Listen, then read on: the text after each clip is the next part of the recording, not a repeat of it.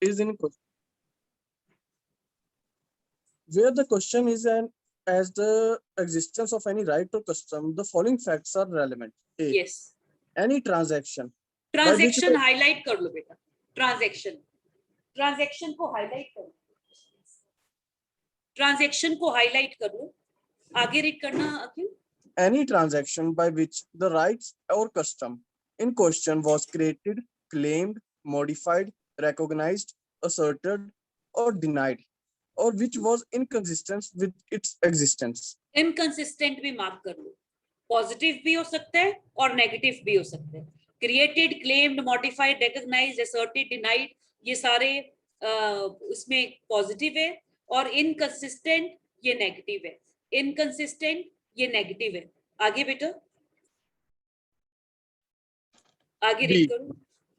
Particular instance in which the right or custom was claimed, recognized, or exercised, or in which its exercise was disputed, asserted, or departed from. इसमें underline कर लीजिए particular instances, underline कर लीजिए particular instances, underline कर लीजिए particular instances. Transaction का meaning लिखिए बेटा, ट्रांजैक्शन का मीनिंग लिखिए.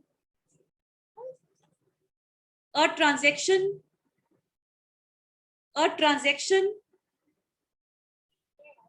is the doing. A transaction is the doing or performing of any business,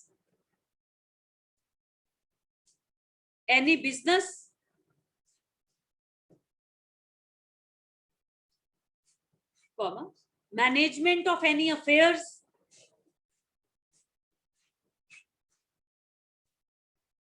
comma, performance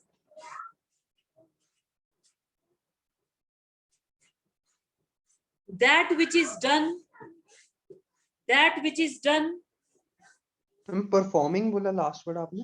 yes, performance beta, performance, management of any affairs, comma, performance, comma, that which is done, comma, an affair as the transaction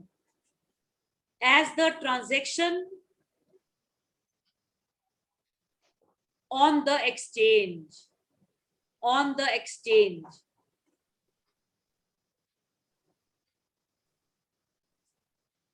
हाँ जी. अब जब हम transaction का journal meaning में, इसका मतलब for example लड़का लड़की के बीच में अफेयर है, 9-10 साल चला और फिर उन दोनों की शादी हो गई. अब ये क्या है? ये ट्रांजैक्शन है जो कि क्या हो चुकी है, कंप्लीट हो चुकी है. ये नेट कनेक्ट बीच में डिस्कनेक्ट हो गया है.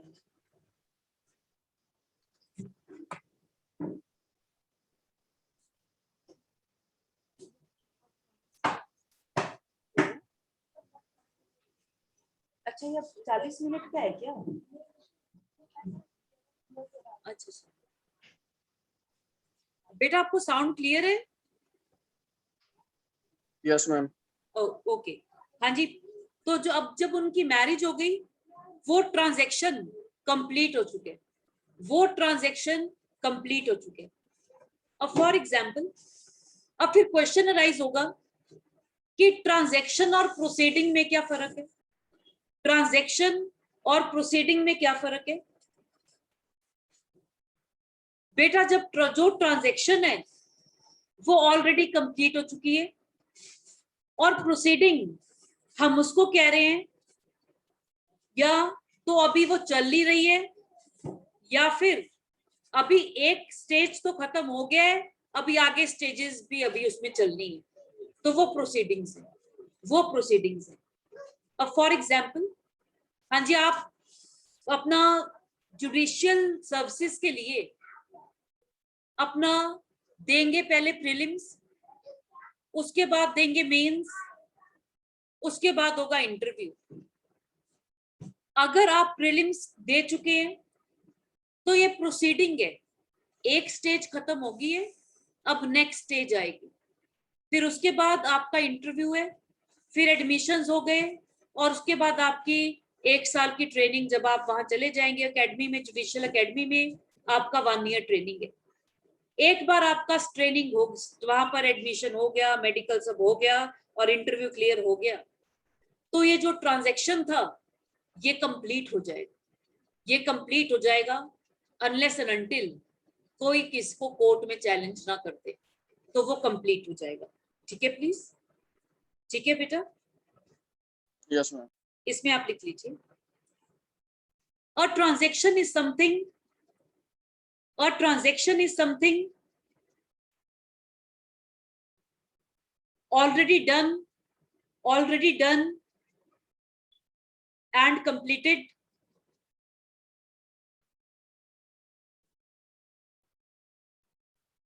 It is not confined to dealing between parties, interviewers होते हैं लिविंग पार्टीज के बीच में transaction, parties interviewers, but includes a testamentary dealing with property,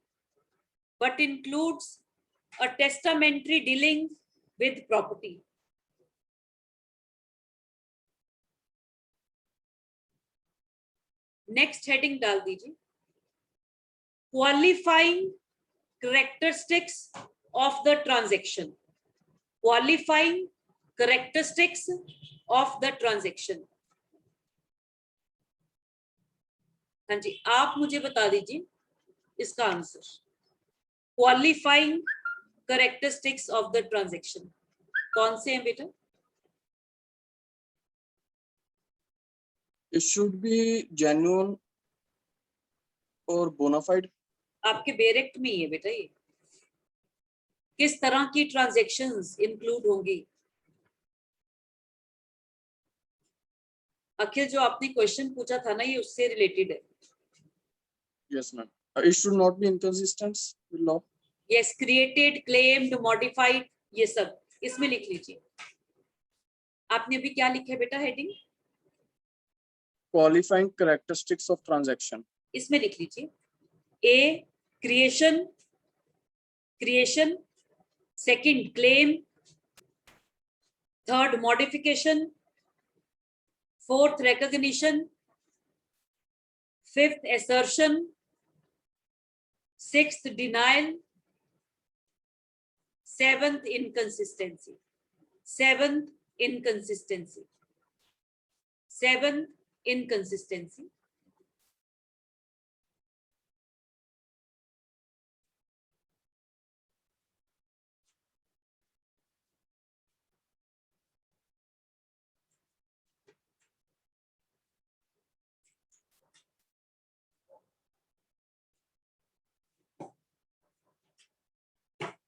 next लिखिए, अखिल क्लॉज ए रीड करो please. Yes, ma'am. Clause A. Any transaction by which the right or custom in question was created, claimed, modified, recognized, asserted, or denied, or which was inconsistent with its बस existence. बस या highlight कर लो, by which, इसमें लिख लीजिए। What is made relevant under this clause is a transaction by which को double inverted commas में कर देना, by which and not in which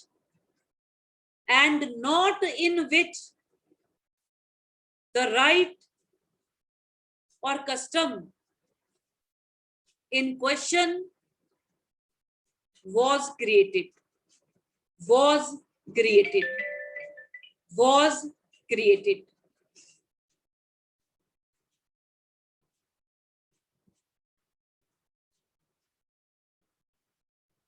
हाँ जी, बता दीजिए बाय विच और इन विच में क्या फर्क है?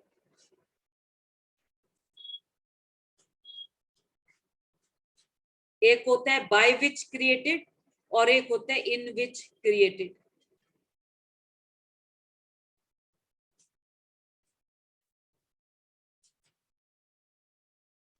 In which तो ma'am I guess will be a bigger transaction than by which.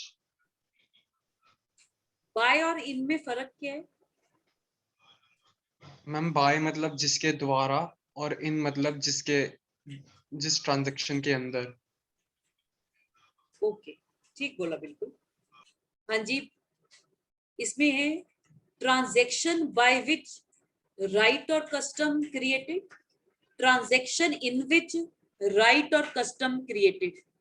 हाँ जी, बाय और इनमें फर्क ये है, जो हम बात कर रहे हैं क्रिएटेड, क्लेम्ड और मॉडिफाइड की, वो जो फर्स्ट टाइम है, फर्स्ट टाइम ही that should have been created और असर्टेड, मॉडिफाइड जो भी है, by that transaction, by that transaction. In जब हम बात करते हैं ट्रांजैक्शन इन विच राइट और कस्टम क्रिएटेड, इसका मतलब वो पहली नहीं है, उससे पहले भी कोई ऐसी हैपनिंग्स हैं जिसमें वो राइट या कस्टम को क्रिएट, असर्ट या डिनाई की है। इसका आप एग्जाम्पल लिख लीजिए।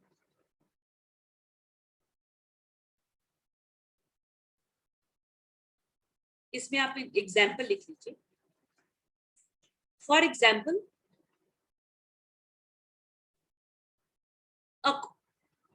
इसमें लिखिए where the right in question was whether a tenant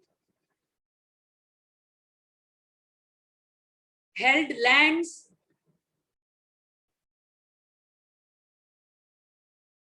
under a nakdi, नकद होता है ना, नकद पैसे देना, जो मनी देना, नकदी system of rent,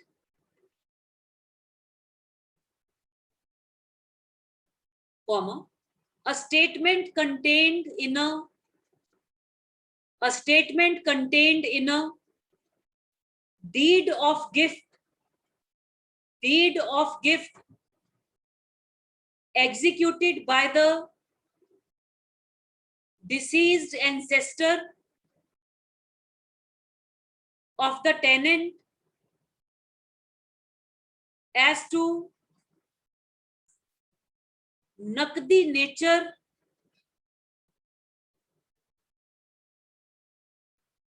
of the tenancy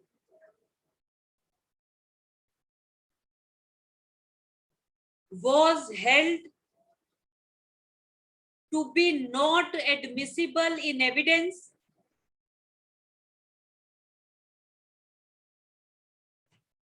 because nakdi nature of holding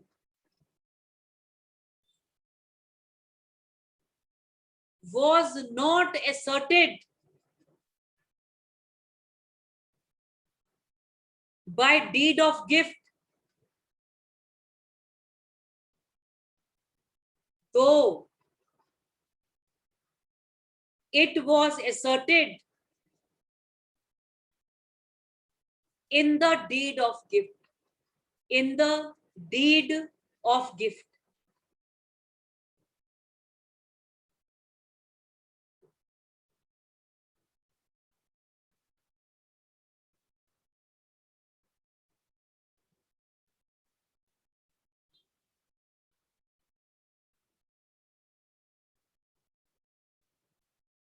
हाँ जी, आपको क्लियर है बाय और इन का डिफरेंस?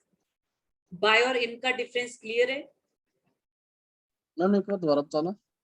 ओके बेटा, जब हम बात करते हैं ट्रांजैक्शन बाय विच, तो बाय विच का मतलब है कि जो परमानेंट राइट है that is said to have been created, asserted, claimed जो भी है, by that document, by that transaction, by that transaction.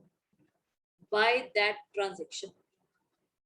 For example, A और B के बीच में डिस्प्यूट हो गया रिलेटिंग टू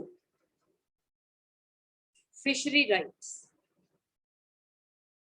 ए ने असर्ट किया कि मेरे जो दादाज परदादाज हैं वो इस राइट को एंजॉय कर रहे थे, तो मेरा भी इस पर राइट बनता है.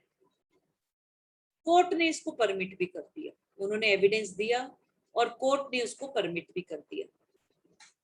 क्या ए ने जो कहा कि उसका जो राइट है, has right been created by this transaction? Litigation भी एक ट्रांजैक्शन में आती है. मैंने आपको बोला है क्या वो राइट क्रिएट हुआ है by this transaction? No ma'am. क्यों? रीजन बताइए बेटा. उसमें से उसमें लिखा हुआ है कि ऐसा राइट एग्जिस्ट करता है, but it is not created by such a transaction. Yes. तो जो बाय विच की हम बात करते हैं, इसका मतलब जो ट्रांजैक्शन है उसी ट्रांजैक्शन से ही वो पर्टिकुलर राइट जो उसकी हम बात कर रहे हैं कस्टम, वो क्रिएट होना चाहिए या क्लेम्ड होना चाहिए. मॉडिफाइड, रिकॉग्नाइज, असर्टेड, जितने भी सारे वर्ड्स हैं वो वहां पर होने चाहिए. क्लियर है बेटा? क्लियर है? Okay ma'am. यस. नेक्स्ट लिखिए बेटा. नेक्स्ट लिखिए. नेक्स्ट लिखिए. इंस्टेंस. इंस्टेंस. इंस्टेंस. एक बार अखिल क्लॉज बी रीड कर दो बेटा. Yes, ma'am. Clause B. Particular instance in which the right or custom was claimed, recognized or अब exercised. देखिए, इसमें अब बाय विच नहीं है, इसमें क्या है? इन विच. इसका मतलब पहले वो ऑलरेडी एग्जिस्ट कर रहे हैं, आपने उन इंस्टेंसेस में क्या किया है? उस राइट को क्लेम किया है या रिकॉग्नाइज किया है या एक्सरसाइज किए. अब देखिए, जो इन विच है इसमें आपने उस पर्टिकुलर इंस्टेंस में राइट या कस्टम को या तो क्लेम किए या रिकॉग्नाइज किए या उसे एक्सरसाइज किए, या फिर जो उसका एक्सरसाइज था वो डिस्प्यूटेड है, असर्टेड है या डिपार्टेड फ्रॉम है. तो उससे आपका कोई राइट क्रिएट नहीं हुआ, आपने उस पर्टिकुलर इंस्टेंस में इसमें उसको असर्ट किया या क्लेम किया, जो भी यहां पर लिखा हुआ है. ठीक है प्लीज? क्लियर है बेटा? Yes, ma'am. इसमें आप लिख लीजिए. An instance is that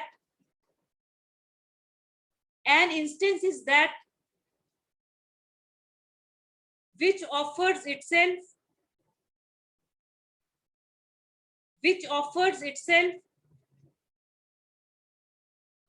or is offered as an illustrative case,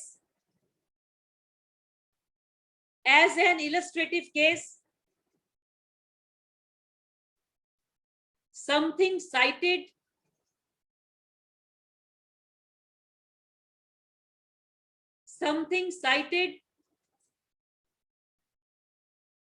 in proof of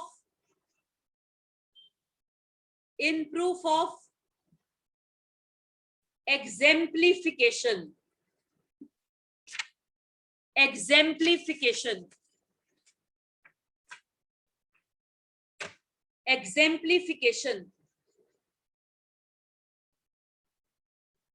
The qualifying characters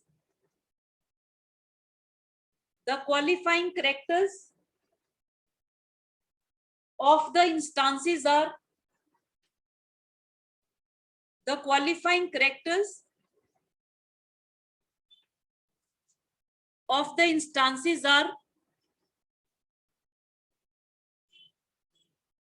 हाँ जी शगुन बता बेटा, what are qualifying characters of instances? क्या है क्वालिफाइंग कैरेक्टर्स?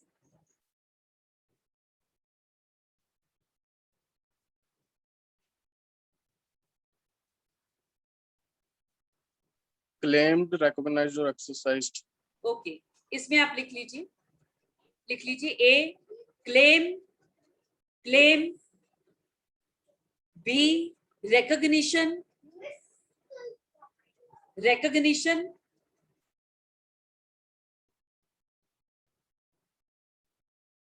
बेटा जी आपको पता होना चाहिए, जो क्लेम और रिकॉग्निशन है इसके आगे आप लिख लीजिए, क्लेम और रिकॉग्निशन के साथ साइड पे ब्रैकेट डाल दीजिए, common to both instances and transaction, common to both transaction and instances. जो क्लेम और रिकॉग्निशन है दोनों में यूज है इंस्टांसेस एंड ट्रांजैक्शन। थर्ड लिखिए एक्सरसाइज, इसके साथ ब्रैकेट में लिख लीजिए peculiar to instances only, instances को डबल इन्वर्टेड कॉमास में लिख लीजिए, peculiar to instances only and instances in which exercise of the right or custom was disputed, asserted or departed from। Ma'am ये कैन यू रिपीट इट, मतलब हम जो पहले instances discuss कर रहे थे, first is claimed, second is recognition. बेटा इसमें जो ए और बी है ना, ये इंस्टांसेस में भी है और ट्रांजैक्शन में भी है। क्लॉज ए और बी में कॉमन है, उसमें भी देखिए क्लेम्ड और रिकॉग्नाइज्ड है। जो थर्ड है एक्सरसाइज, वो ऊपर नहीं है ट्रांजैक्शन में, तो हमने एक्सरसाइज के साथ ब्रैकेट में लिखा है it is peculiar to instances only and instances in which exercise of right or custom was disputed, asserted or departed from।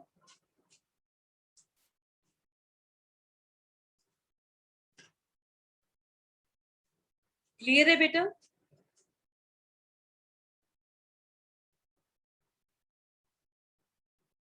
Clear है प्लीज? Yes ma'am. अब एक बात आप देखिए, जब यहां पर लिखा है particular instances in which write और कस्टम वॉज क्लेम्ड, रिकॉग्नाइज्ड और एक्सरसाइज्ड, इसका मतलब अगर आज कोई डिस्प्यूट अराइज होता है तो जो इंस्टांसेस की बात कर रहे हैं वो कब होने चाहिए, किस टाइम पर होने चाहिए? when such right or custom was created। इसका मतलब prior to the suit in question, prior to the suit in question, इसमें आप लिख लीजिए, नोट में लिख लीजिए इंस्टांसेस में, instances in which the right और custom is claimed, recognized or exercised, etc., must be instances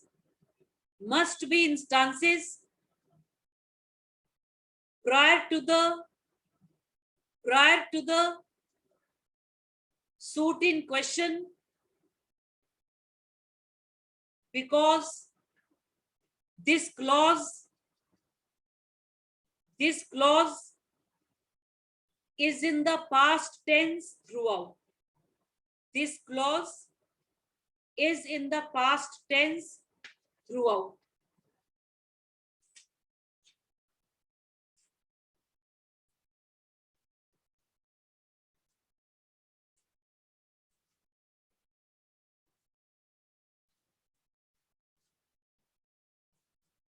ma'am एक जनरल क्वेश्चन पूछना था, जैसे एविडेंस में सेक्शन 13 को राइट और कस्टम्स की रेलेवेंसी में इंक्लूड कर दिया, बिल्कुल ठीक है।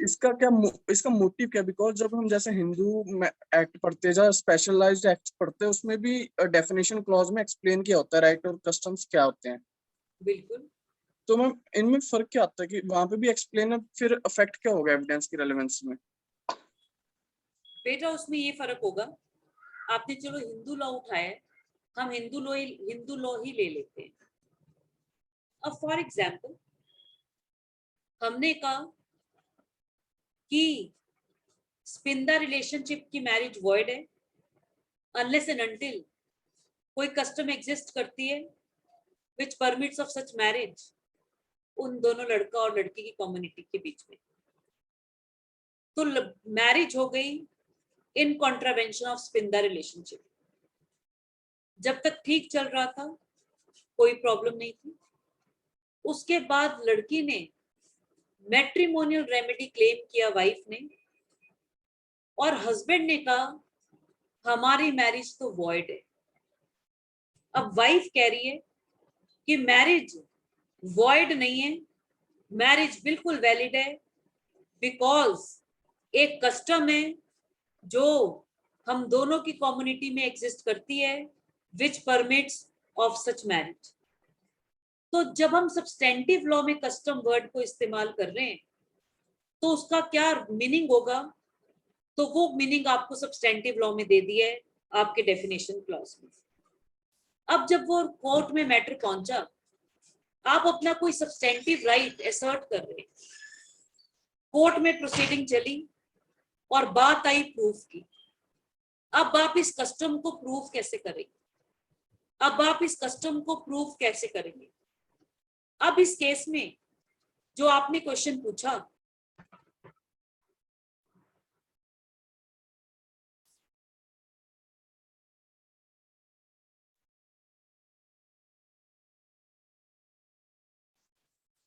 बेटा क्या कर रहे थे हम? यस, आपने जो क्वेश्चन पूछा, अब मैटर पहुंच चुका है कोर्ट, आपने अपना राइट सब्सटेंटिव लॉ में प्लीड किया वाइफ ने कि कस्टम एग्जिस्ट कर रही है विच परमिट्स ऑफ सच मैरिज। अब कोर्ट में आपको कस्टम प्रूफ करनी है। जब हम प्रूफ की बात करते हैं तो हमने कहा है वाइफ सिर्फ उन्हीं फैक्ट से रिलेटेड प्रूफ कर सकता है विच आर लीगली रेलेवेंट। तो सेक्शन 13 में किसी राइट और कस्टम को प्रूव करने के लिए हमने उन ट्रांजैक्शन और इंस्टांसेस को रेलेवेंट डिक्लेयर किया हुआ है। तो जब आएगी प्रूफ की बात, वहां पर it is one of the legally relevant fact, जहां पर उस कस्टम से रिलेटेड या तो कोई ट्रांजैक्शन या फिर किसी पर्टिकुलर इंस्टेंस में उसको क्लेम, रिकॉग्नाइज या एक्सरसाइज किया गया। तो ये दोनों ही लीगली रेलेवेंट फैक्ट हैं, या तो ट्रांजैक्शन हो या फिर इंस्टेंस हो। ट्रांजैक्शन बाय विच उस हम पूरी ट्रांजैक्शन की बात कर रहे हैं या फिर किसी पर्टिकुलर इंस्टेंस की बात कर रहे हैं। तो उस तरीके से फॉर एग्जाम्पल वाइफ ने कहा पिछले 10 सालों में हमारे घर में और इनकी फैमिली में 15 शादियां हुई हैं सपिंदा रिलेशनशिप के अंदर। हाँ जी, वो ट्रांजैक्शन कर रही है या इंस्टांसेस दे रही है? इंस्टांसेस दे रही है। इंस्टांसेस दे रही है। तो जो अखिल आपका सेक्शन 13 है that is in respect to proof. अगर आप कोर्ट में अपना राइट असर्ट कर रहे हैं और आप कोई चीज का प्रूफ देना चाहते हैं तो सिर्फ आप लीगली रेलेवेंट फैक्ट का प्रूफ दे सकते हैं। और जो आपका 6 to 55 है that is a chapter on legal relevancy. आपको आंसर मिल चुका है बेटा अपना। सो मैम अगर रेलेवेंसी प्रूफ करनी है तो एविडेंस एक्ट के थ्रू होगी। बिल्कुल बेटा, बिल्कुल। जैसे जो अगर आपने एविडेंस देना है, आप किस फैक्ट का एविडेंस दे सकते हैं? तो हमने कहा है evidence could be given only relating to relevant fact. Case कोई भी हो, सिर्फ रेलेवेंट फैक्ट को दे सकते हैं। और कौन से फैक्ट रेलेवेंट है, this description has not been left with the courts, rather ये काम हमारे एविडेंस एक्ट ने ही कर दिया है, जिसने लीगल रेलेवेंसी का चैप्टर बना दिया है। Only legally relevant facts which have been declared relevant under Indian Evidence Act, evidence could be given only pertaining to those facts. ठीक है सौरभ? यस मैम, अब समझ आ गया। ओके, हाँ जी।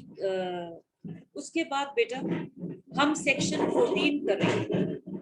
सेक्शन 14 निकालिए, सेक्शन 14 निकालिए।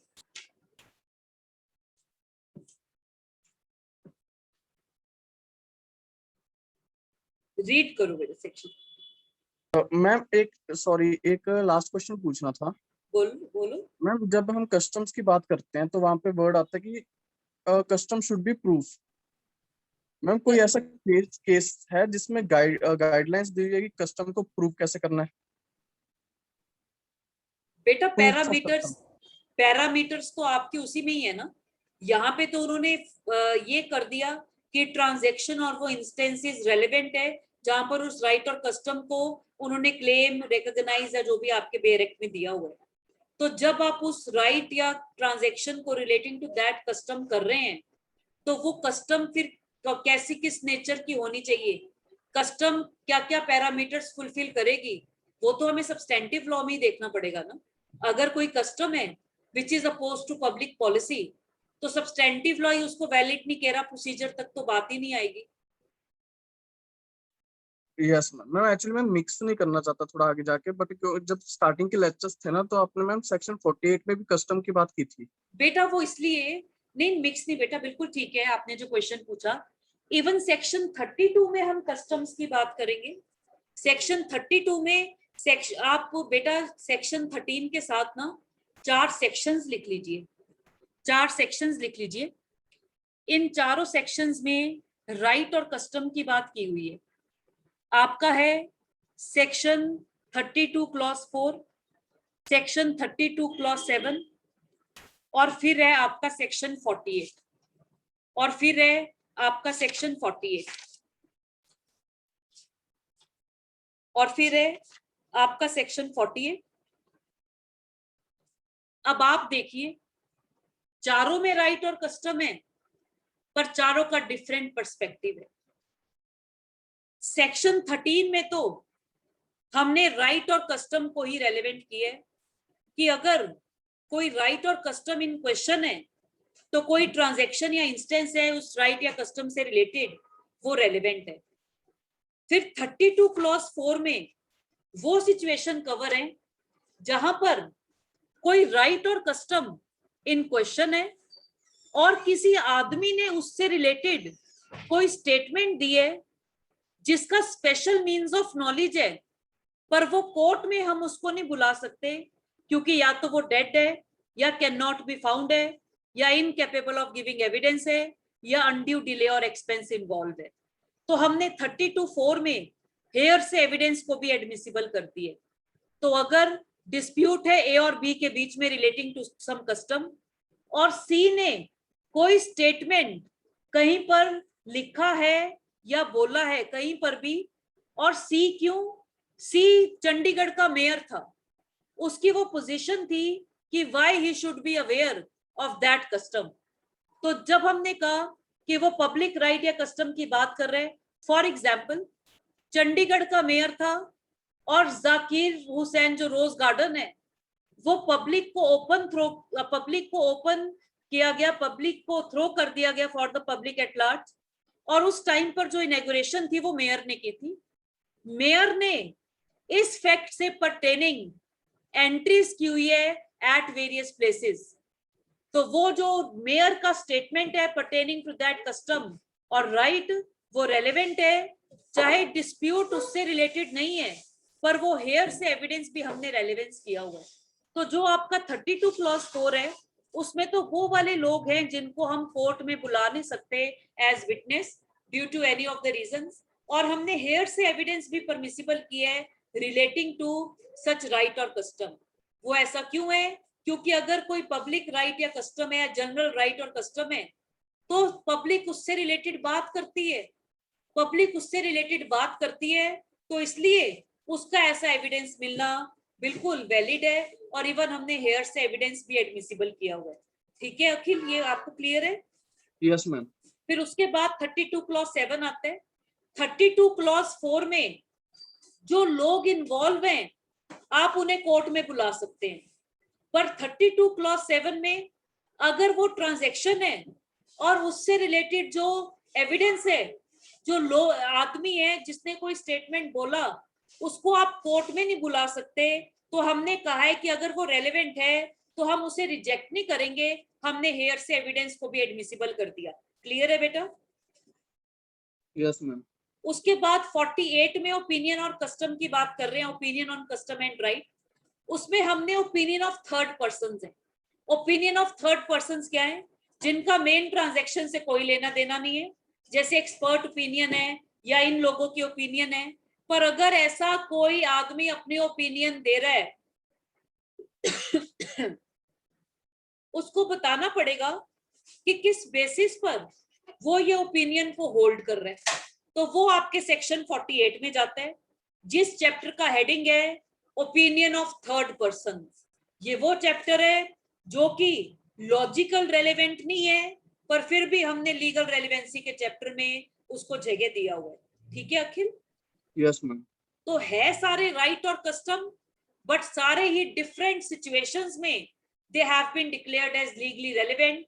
कि राइट और कस्टम को प्रूव करने के अब हमारे एक्ट में 4 तरीके हैं, या तो सेक्शन 13 में थ्रू ट्रांजैक्शन और इंस्टांसेस, या सेक्शन 32 क्लॉज 4 में थ्रू हेयरसे एविडेंस, या सेक्शन 32 क्लॉज 7 में थ्रू हेयरसे एविडेंस, या फिर सेक्शन 48 में through opinion of third person. Akhil आपको क्वेश्चन आंसर मिल गया होगा? आपको क्लियर है बेटा? यस मैम, अब क्लियर है। क्योंकि है तो सारे राइट और कस्टम। फॉर एग्जाम्पल हमने अभी सेक्शन 16 नहीं किया, अब सेम सेक्शन 16 में भी आएगा। ऑर्डिनरी कोर्स ऑफ बिजनेस हमारे बेयर एक्ट के 4 सेक्शंस में मेंशन है, पर सिर्फ वो ऑर्डिनरी कोर्स ऑफ बिजनेस ही मेंशन है। But that ordinary course of business has been transacted under different circumstances. तो वो हमने वहां पर देखना है कि चाहे वो ऑर्डिनरी कोर्स ऑफ बिजनेस है, सेक्शन 16 में डिफरेंट है, 32 क्लॉज 2 में डिफरेंट है, और 114 में डिफरेंट है। इवन बेटा इन सारे चैप्टर्स के टाइटल्स भी डिफरेंट है। तो उन सेक्शन का क्या स्कोप है, आपको उन चैप्टर का टाइटल पढ़कर ही पता चल जाएगा जिसमें वो फॉल कर रहे हैं। ठीक है प्लीज? यस मैम, क्लियर है। हाँ जी। नेक्स्ट निकालिए सेक्शन 14। सेक्शन 14 निकालिए।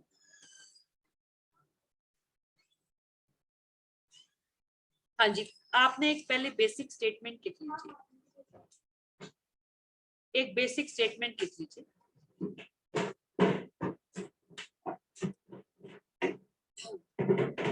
There are two essential components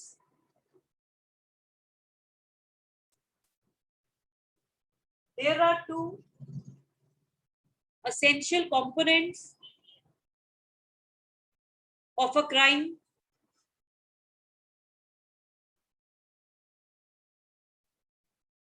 That is actus reus and mens rea. Actus reus and mens rea. MENSREA. There are two provisions under the chapter of legal relevancy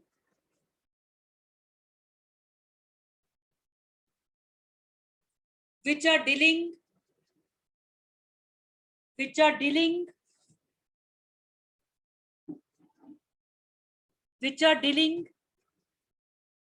with different shades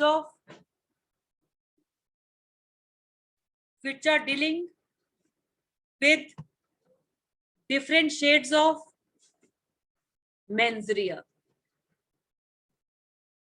and these are section 14 and section 15. Section 14 and section 15. Section 14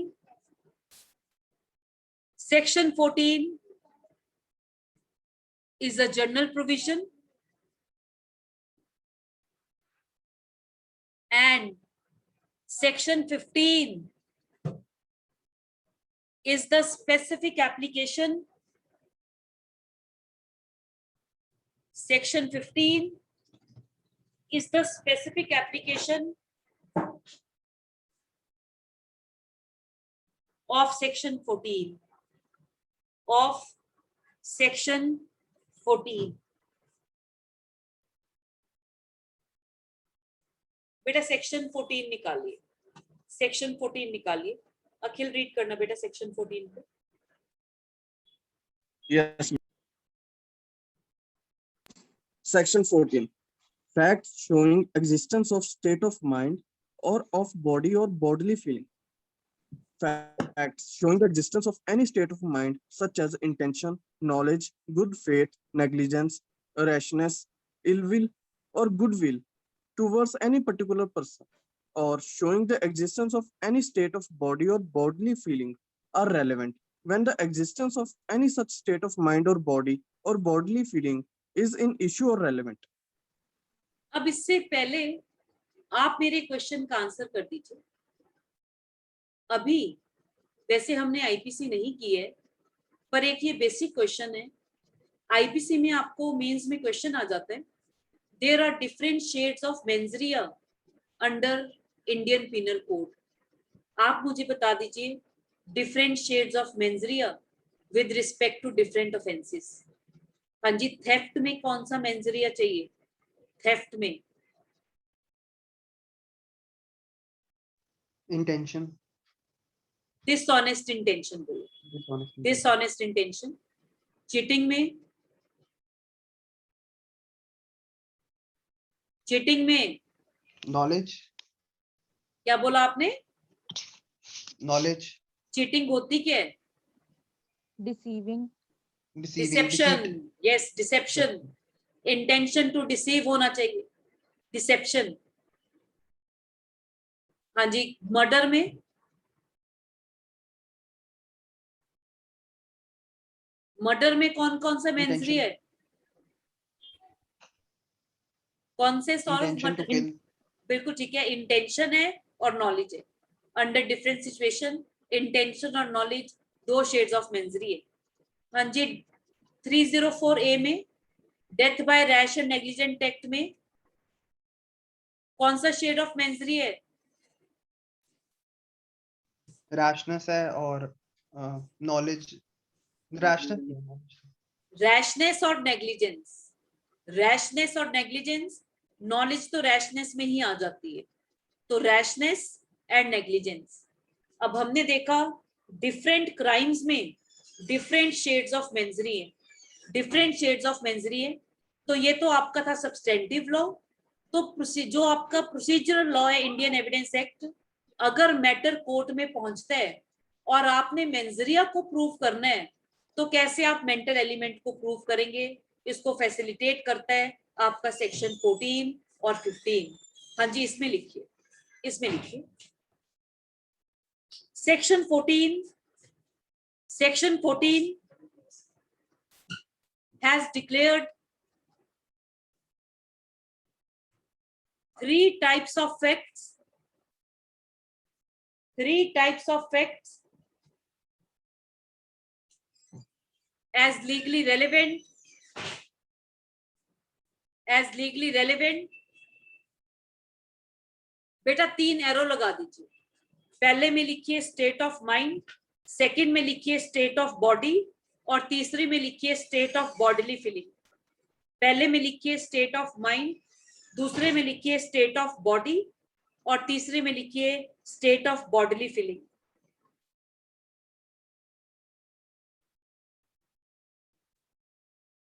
state of mind के under लिख लीजिए, state of mind के under लिख लीजिए different shades of मेंजरिया, जो कि आपको आपके बेरेक्ट में दिया हुआ है, उसमें लिख लीजिए.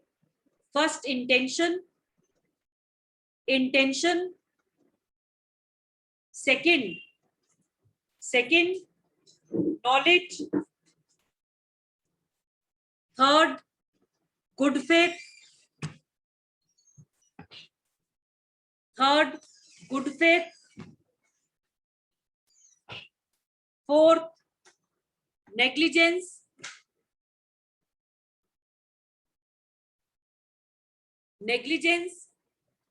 Fifth rashness. rashness. Sixth, ill will.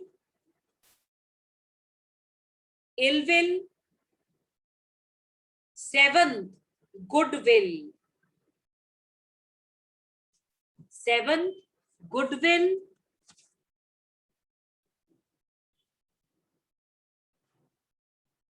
अखिल फिर से बेटा एक बार चैप्टर सेक्शन को रीड कर दो. सेक्शन को रीड कर दो. Yes, ma'am. Section 14. Facts showing existence of state of mind or of body or bodily feeling. Facts showing the existence of any state of mind, such as intention, knowledge, good faith, negligence, rashness, ill will, or goodwill towards any particular person, or Yes. showing the existence. बेटा particular word underline कर लीजिए.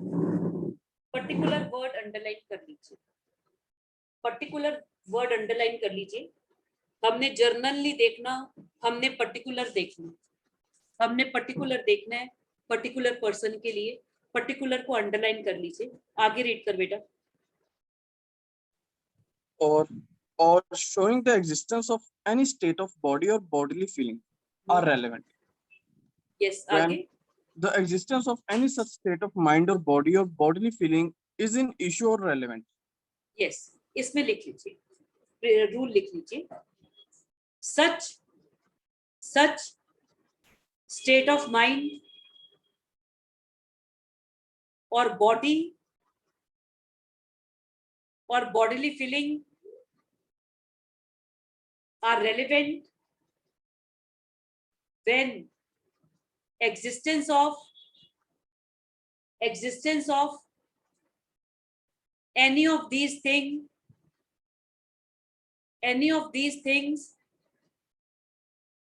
is an issue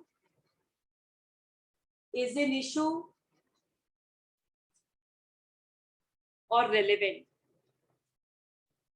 Is an issue or relevant.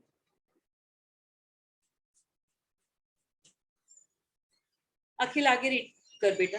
Explanation 1 read करो. Explanation 1. Fact बेटा relevant. Yes आप ना explanation 1 के ऊपर heading लिख लीजिए, particular matter in question. Particular matter in question. Particular matter in question. Read कर बेटा.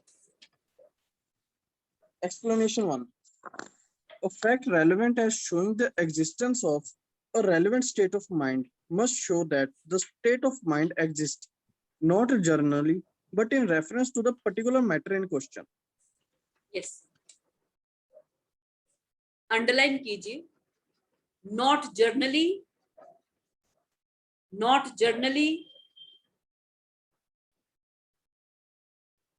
आगे अंडरलाइन कीजिए. In reference to the particular matter in question. In reference to the particular matter in question.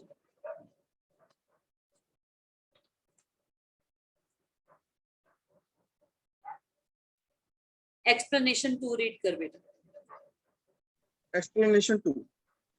But where, upon the trial of a person accused of an offense, the previous commission by the accused of an offense is relevant within the meaning of this section, the previous conviction of such person shall also be a relevant fact.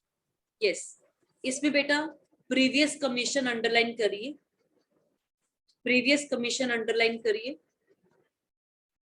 और फिर previous conviction underline करिए. Previous conviction underline करिए. आपने इसको note कर लीजिए. Explanation 2 is an exception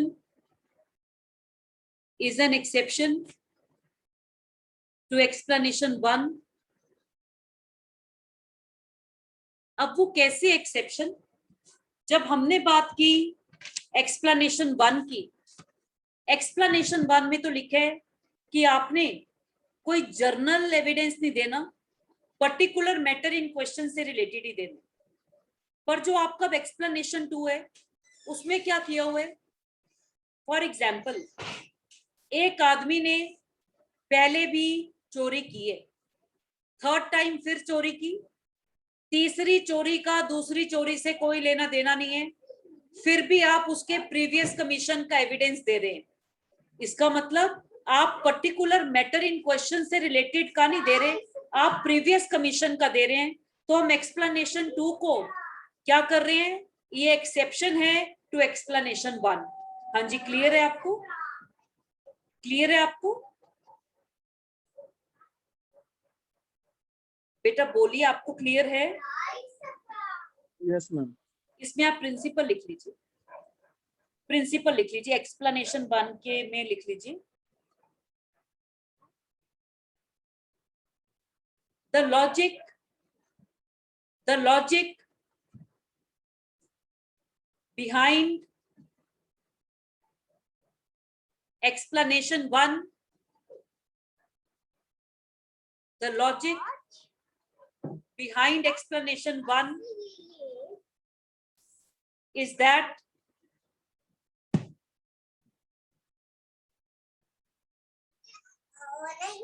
the state of mind to be proved must be not merely a general tendency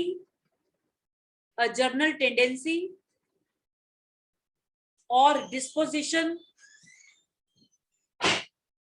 towards conduct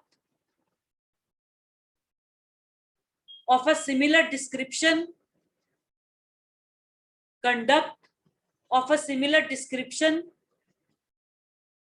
to that in question,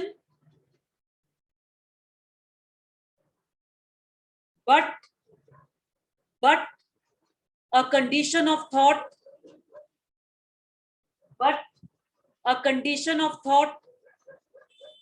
and feeling having distinct and immediate reference to the matter which is under inquiry. Distinct or and immediate reference, beta, and immediate reference to the matter which is under inquiry.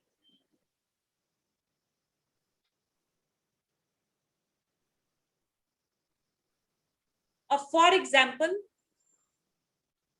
24 में वारदात हुई है,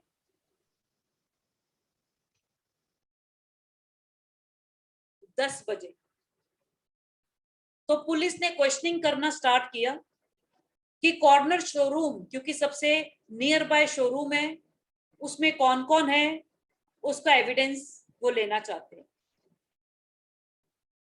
उन्होंने पूछा नीचे कि lecture किसका होता है, उन्होंने कहा लेक्चर होता तो 10 का है, but she usually reaches by 10:15।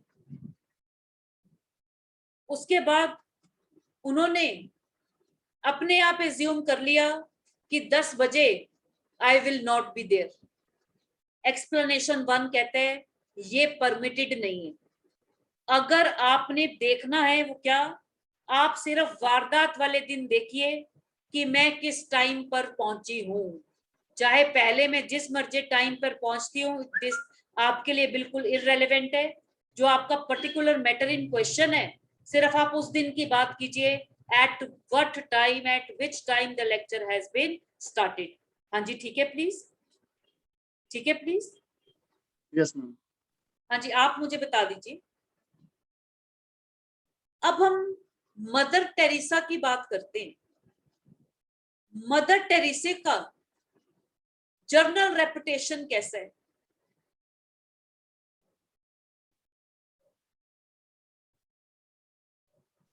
आपने सुना Caring. होगा मदर टेरेसा का नाम। Yes Yes, ma'am. ma'am. हाँ जी, कैसे उनका जर्नल रेपुटेशन? Caring, दानी। हाँ जी, क्यों उन्हें नोबेल पीस अवार्ड से भी कन्फर किया हुआ है, रीजन? मैम काफी लोगों की हेल्प की थी उनके बुरे टाइम में। बेटा उन लोगों की हेल्प की है वहां जाकर जहां पर शायद कोई जाना या जिन जगह का नाम भी सुनना नहीं चाहता। She has served humanity in a real sense. तो जब हमने कहा उनका जर्नल रेपुटेशन बहुत अच्छा है, पर जब हम बात कर रहे हैं एक्सप्लेनेशन 1 की, हमने कहा है आपने कोई जर्नल किसी का क्या बिहेवियर या करेक्टर है वो नहीं बताना, आपने तो पर्टिकुलर मैटर इन क्वेश्चन से रिलेटेड बताना है कि वहां पर क्या उसका क्या करेक्टर था या क्या वहां पर वहां पर इन्वॉल्वमेंट है। ठीक है प्लीज, ठीक है प्लीज। हाँ। हाँ जी, अखिल एक बार रीड करना बेटा जो आपने लिखे एक्सप्लेनेशन 1 के लिए। Explanation 1. The logic behind explanation 1 is that the state of mind to be proved must be not merely a general tendency or disposition towards conduct of similar description to that in question, but a conduct of thought and feeling having condition of thought, condition है। yes ma'am, condition of thought and feeling having distinct and immediate reference to the matter which is under inquiry. Yes, एक sentence लिख लीजिए। the fact that a man is generally dishonest, yes, the fact that a man is generally dishonest, generally malicious, generally negligent, or generally criminal in his proceedings does not bear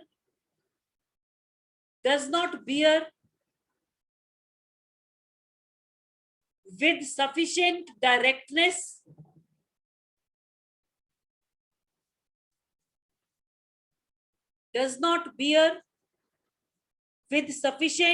directness on his conduct on any particular occasion or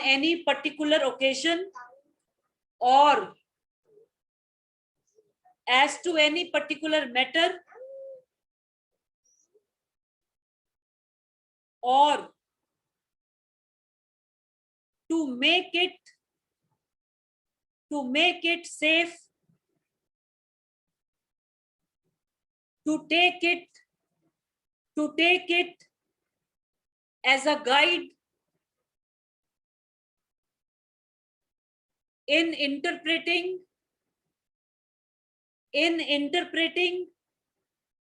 his conduct. Full stop. Thus what is wanted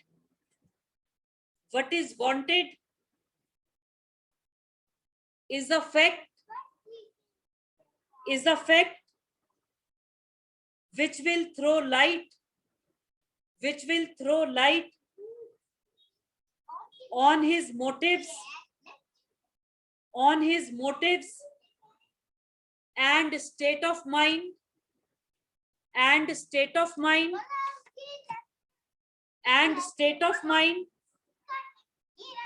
with immediate reference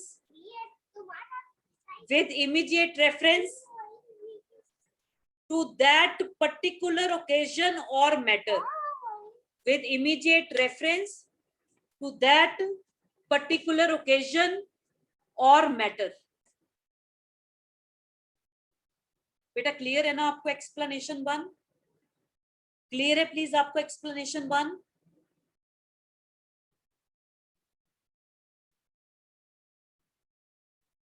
बेटा explanation 1 में कोई doubt है तो पूछिए। Explanation 1 में कह रहा है आपने कोई जर्नल एविडेंस नहीं देना, आपने पर्टिकुलर मैटर इन क्वेश्चन से रिलेटेड एविडेंस देना है। किसी का क्या जर्नल करेक्टर है, क्या उसकी जर्नल हैबिट्स हैं, क्या उसका जर्नल बिहेवियर है, वो सब रेलेवेंट नहीं है, आपने पर्टिकुलर मैटर इन क्वेश्चन से रिलेटेड एविडेंस देना है। क्लियर है please? Yes, ma'am. Yes. Next लिखिए, एक्सप्लेनेशन 2 के लिए लिखिए। Explanation 2 explanation 2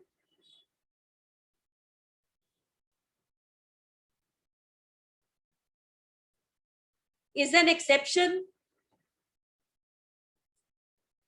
to explanation 1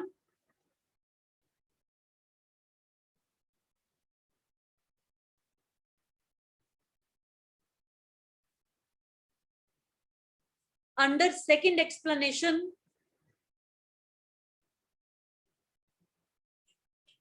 previous commission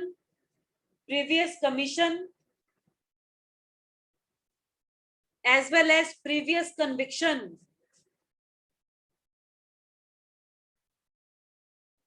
has been declared as relevant, has been declared as relevant.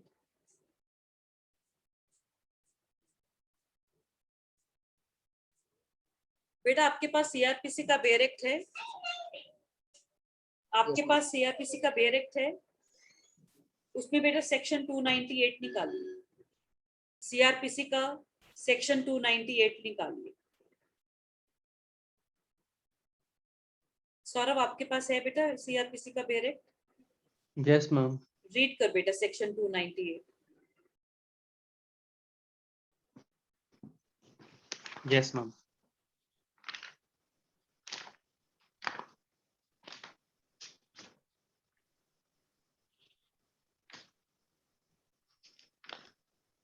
Previous conviction or acquittal, how proved? Yes, In any injury, trial, or other proceedings under this code, a previous commission or underline कर लीजिए, previous conviction और acquittal में be proved. और हम यहाँ पर किसकी बात कर रहे हैं? सेक्शन में भी हमने किसकी बात की है? Previous conviction, previous conviction, previous conviction. Yes, आगे रीड कर बेटा। in addition to any other mode provided by underline कीजिए, any, बस इतना ही इंपॉर्टेंट है। In addition to any other mode. हाँ जी, इसका मतलब क्या हुआ? जो एविडेंस में एक्सप्लेनेशन 2 में मोड दिया हुआ है वो भी। ओके, इसका मतलब है in addition to any other mode का मतलब सेक्शन 298 एग्जॉस्टिव नहीं है, जो और मोड्स हैं उनके साथ ये वाला एक मोड भी उन्होंने बता दिए। बेटा इसमें लिखिए, सेकंड एक्सप्लेनेशन के अंडर लिखिए। अखिल एक बार एक्सप्लेनेशन 2 रीड कर दो, फिर हम इसका डिस्कशन स्टार्ट करेंगे। एक्सप्लेनेशन Okay, 2 रीड करना एक बार। Explanation 2. But whereupon the trial of a person accused of an offense, the previous commission by the accused of an offense is relevant within the meaning of this section, the previous conviction of such person shall also be a relevant fact. तो इसका मतलब previous commission भी relevant है, और जब previous commission ही relevant है तो previous conviction भी रेलेवेंट है। अब लिखिए section 298 of CrPC, section 298 of CrPC contains provision as to the procedure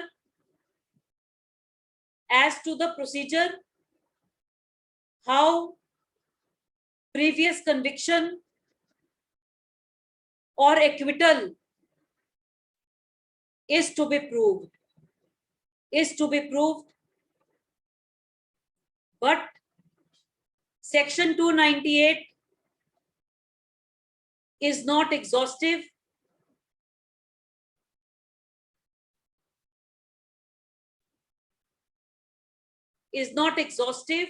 of the modes in which a previous conviction or acquittal may be proved.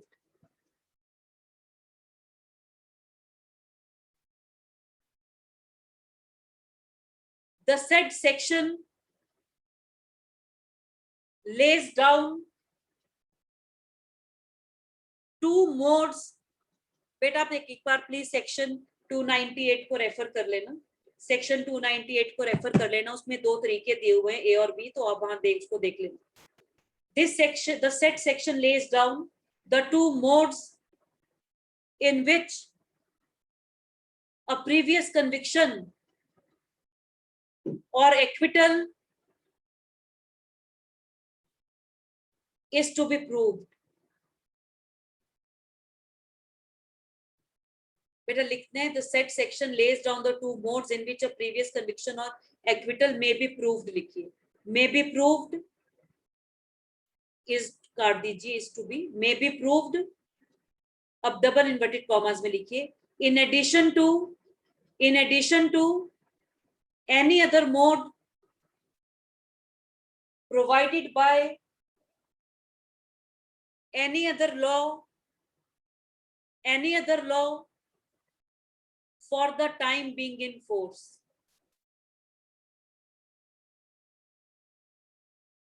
The Indian Evidence Act is such law. The Indian Evidence Act is such law. Is such law. Full stop. Under section 14, explanation 2. Under section 14, explanation 2. Previous conviction becomes relevant. हाँ जी, कब relevant है बेटा, इस question का answer कर दीजिए। Previous conviction क्यों relevant है सेक्शन 14 में?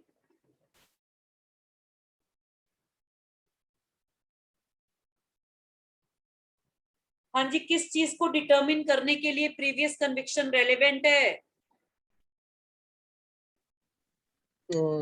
Character and enhance the punishment. वो तो सेक्शन में लिखा हुआ है बेटा। प्रीवियस कमीशन किस चीज को डिटरमिन करने में हेल्प करेगा? Ma'am in relation to mens serious ma'am. बिल्कुल ठीक है बेटा। कौन कौन से 3? Ma'am that can be state of mind. बिल्कुल ठीक है, स्टेट ऑफ माइंड और स्टेट ऑफ बॉडी और स्टेट ऑफ बॉडीली फीलिंग। हाँ जी, इसमें लिख लीजिए। सौरभ कहां तक लिखा है एक बार बताना please. Indian Evidence Act is such law under section 14 explanation 2 previous conviction become relevant when the existence of any state of mind or body or bodily feeling is an issue or relevant.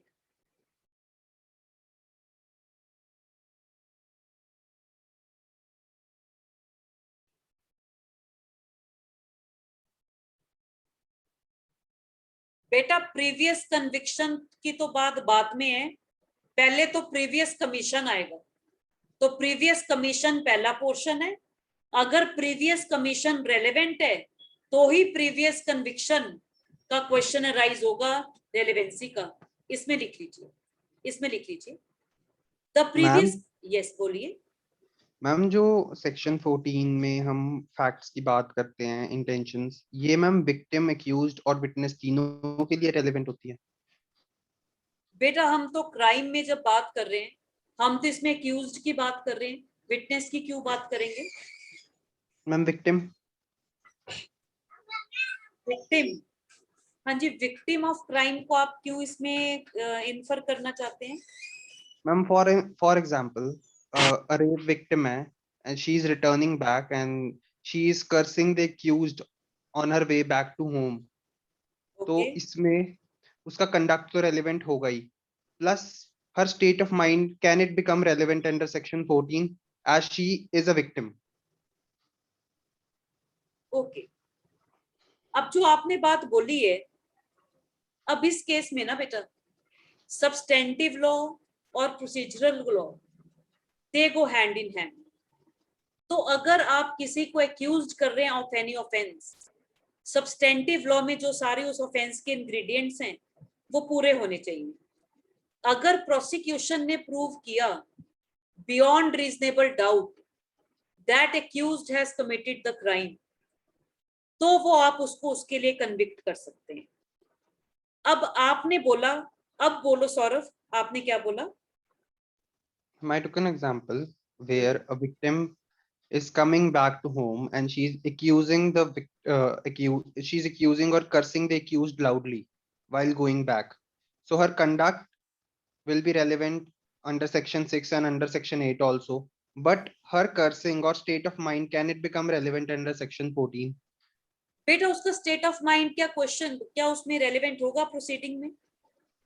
Ma'am अगर क्योंकि rape cases circumstantial evidence पे based होते हैं, तो जब हमारे पास हमने evidence prove करना है, तो जो विक्टिम का स्टेट ऑफ माइंड, मतलब हम हमारी प्रोसिक्यूशन की स्टोरी को इससे अगर हम 14 से सपोर्ट कर पाएंगे तो वो एक हायर पेडेस्ट्रियल पे चली जाएगी।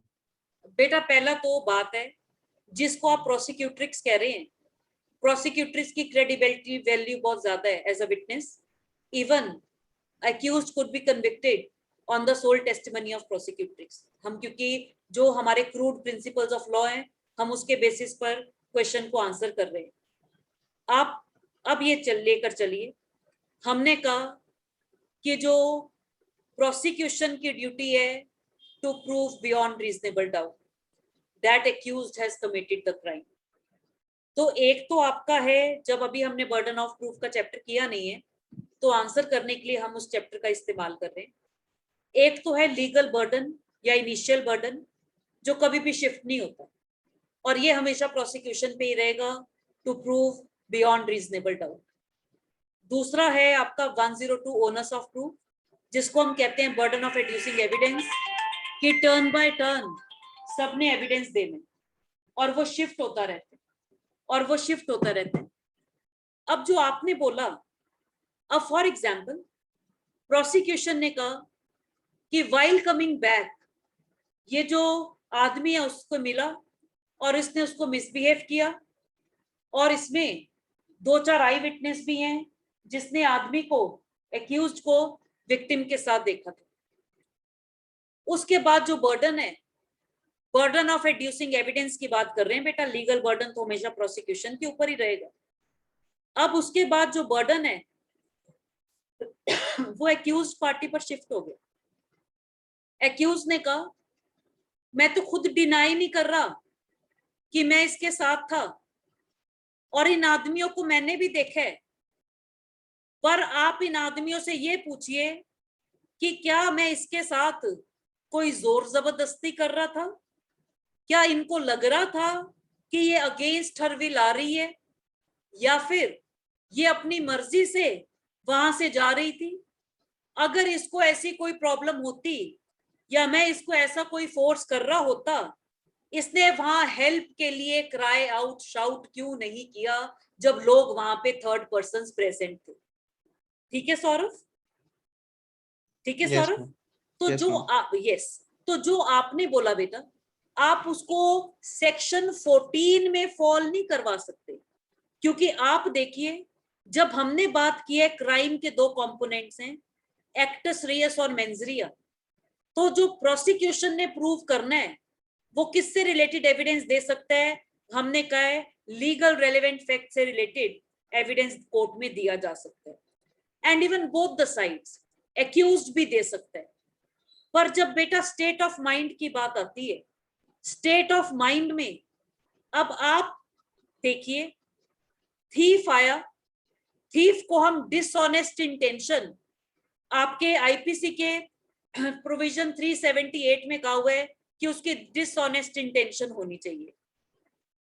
क्या यहां पर आप इस चीज का एविडेंस देंगे कि जो ओनर है वो खुद ही प्रॉपर्टी को बाहर फेंकना चाहता था, उसकी कोई इंटेंशन नहीं थी प्रॉपर्टी को अपने घर में रखने की, क्योंकि पहले दिन ही उसने 4-5 कबाड़ियों को ऑफर किया था कि ये प्रॉपर्टी आप यहां से उठा लो? क्या ये ओनर का स्टेट ऑफ माइंड रिफ्लेक्ट करेगा?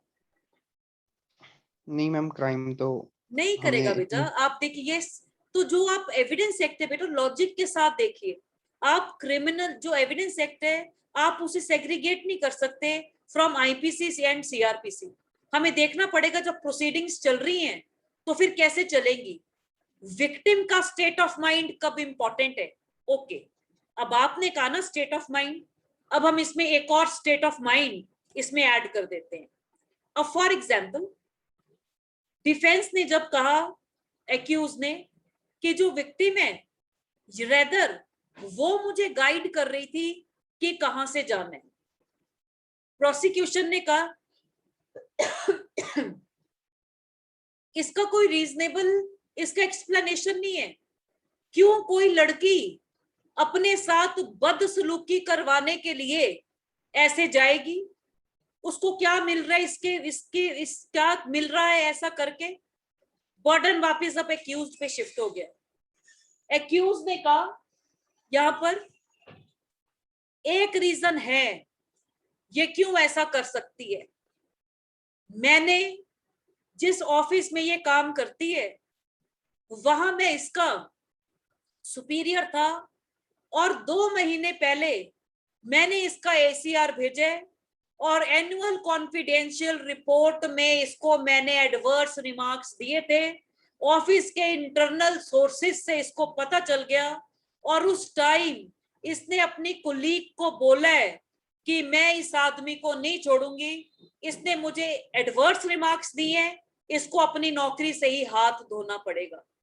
अब यहां पर क्या है, यहां पर अब प्रोसिक्यूट्रिक्स का स्टेट ऑफ माइंड पता चल रहा है, वो रिवेंज लेना चाहती थी, उसको इम्प्लीकेट कर सकती है। अब हमें नहीं पता किया या नहीं किया, बट यस अगर एक्यूज ने ये वाली चीज कोर्ट में प्रूव कर दी दैट विल बिकम रेलेवेंट। क्यों? ये फैक्ट को डिनाई कर रही है कि जो प्रोसिक्यूट्रिक्स कह रही है, जो उसकी स्टोरी है, और accused is trying to create a doubt in the story of the prosecution. ठीक है सौरभ? ठीक है सौरभ?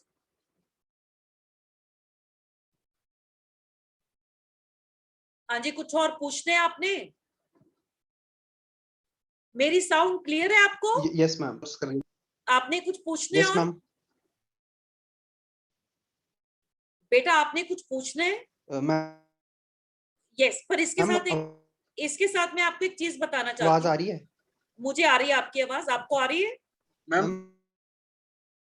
आवाज आ बेटा आपकी आवाज ना बीच बीच में Hello. कट रही है सौरभ, वैसे एक तो क्लियर है पर कट रही है। मैं आपको इसके साथ एक और चीज कहना चाहती हूँ, जब कोई क्रिमिनल प्रोसीडिंग चल रही है तो स्टेजेस ऑफ जो आपका ट्रायल है कैसे कंडक्ट होगा, तो वो तो सारा आपके आता है, आपके सीआरपीसी में मेंशन है। तो प्रोसिक्यूशन एविडेंस होता है, फिर डिफेंस होता है, तो एविडेंस एक्ट तो वहां पर दोनों ही तरफ से पिक्चर में आएगा, चाहे वो प्रोसिक्यूशन ने देना है चाहे वो डिफेंस ने देना है। तो वो एविडेंस एक्ट में उनको फैक्ट, तो वो रेलेवेंट फैक्ट से ही रिलेटेड एविडेंस दे सकते हैं। ठीक है सौरभ?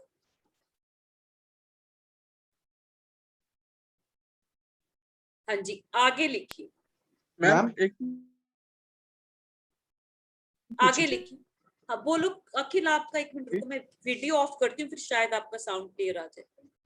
अखिल अब पूछो क्वेश्चन।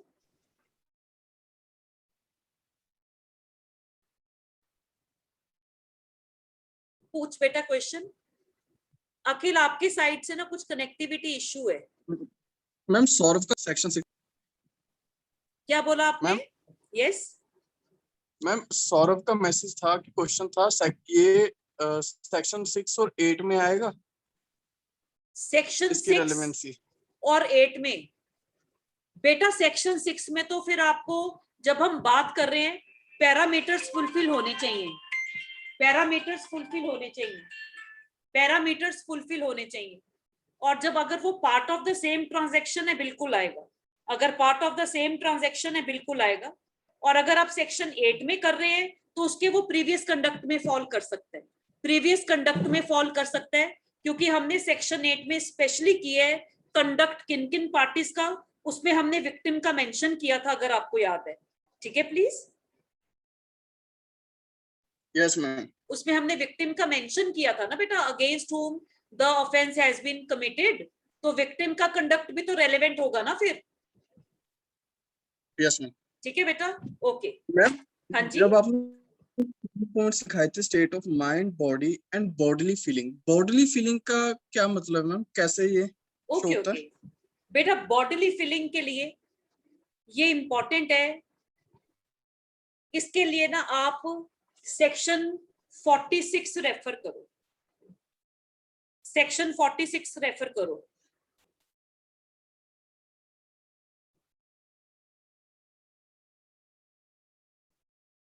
इलस्ट्रेशन ए रीड पढ़ो, इलस्ट्रेशन ए पढ़ बेटा। Yes, ma'am. 46, section 46A. The question is whether A was poisoned by certain poison.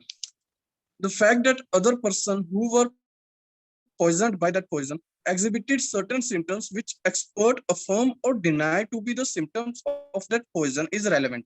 ये बॉडीली फीलिंग है बेटा, बॉडीली फीलिंग कि बॉडी ने क्या सिम्टम्स शो किए, पॉइजन के बाद वो रेडिश हुई थी या पर्पलिश हुई थी, ये बॉडीली फीलिंग है। ठीक है प्लीज? Okay, ma'am. यस बेटा, यहाँ पर हम लेक्चर वाइंड अप कर रहे हैं, कल हम इसको कंटिन्यू करेंगे। कल आपने एक असाइनमेंट करना है, उससे पहले बेटा इसको कंप्लीट कीजिए, कंप्लीट कीजिए, क्योंकि ये फिर नहीं तो रह जाएगा बीच में। एक इसमें लास्ट लाइन लिखिए, the previous conviction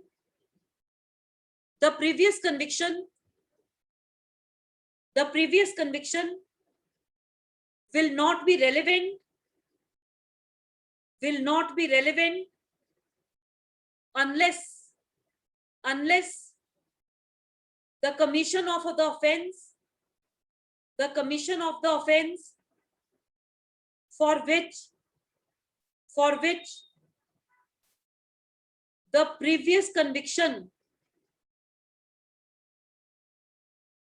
commission of the offense for which, previous मत लिखिए, conviction ही लिखिए, the conviction was had, for which the conviction was had is relevant within the meaning of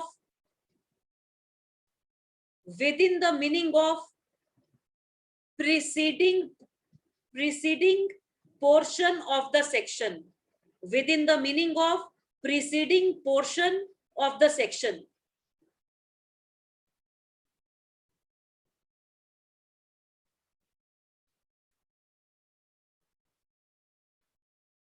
इसका मतलब जो आपका सेकंड एक्सप्लेनेशन है वो किसी भी तरह बेसिक रूल को एक्सटेंड नहीं कर रहा, रेदर किसी का जो मेंटल एलिमेंट को प्रूव करने के लिए उन्होंने एक एडिशनल मोड दे दी है। ठीक है प्लीज? ठीक है प्लीज? Yes, ma'am. यस, यहाँ पर हम अपना वाइंड अप कर रहे हैं बेटा, क्योंकि हमने इसकी इलस्ट्रेशंस नहीं किए, इलस्ट्रेशंस इसकी ज्यादा है, इंपॉर्टेंट है। आपने क्या करना है, कल आपने अपने बेयर एक्ट में लिख कर लाना है कि वो किसके अंडर इलस्ट्रेशन जा रही है, रिलेटिंग टू विच फैक्ट, और वो कहां पर रेलेवेंट है और क्यों। हाँ जी, आप ये बताइए, आपका जो अब ये लेक्चर है वो आपका YouTube पर स्टार्ट हो जाए या आपको ऐसे ही ठीक है? ऐसे ही ठीक है मैम। बेटा प्लीज, अगर आपका YouTube पर हम स्टार्ट करते हैं तो YouTube वाले में आपको अपना जो डाउट्स हैं वो लिख कर देने पड़ेंगे और उसी टाइम पर मैं उसको आंसर करती रहूंगी। मैम अगर बट मैम ऐसे पूछना ज्यादा सिंपल रहेगा लिखने के बजाय मैम। ऐसे ठीक है मैम। ऐसे मैम क्लियर हो जाएगा डाउट। अच्छा ओके, ठीक है, ठीक है बेटा, फिर ऐसे ही प्रोसीड करें आगे भी। Yes ma'am. Yes ma'am. ठीक है बेटा। बेटा कल आपने कर लाना है ये असाइनमेंट, जो आपका ये 10-11 ये इलस्ट्रेशंस हैं, सबके नीचे आपने लिख कर लाना है कहां पर फॉल करेगा और क्यों फॉल करेगा। ठीक है बेटा? Okay ma'am. थैंक यू बेटा, थैंक यू।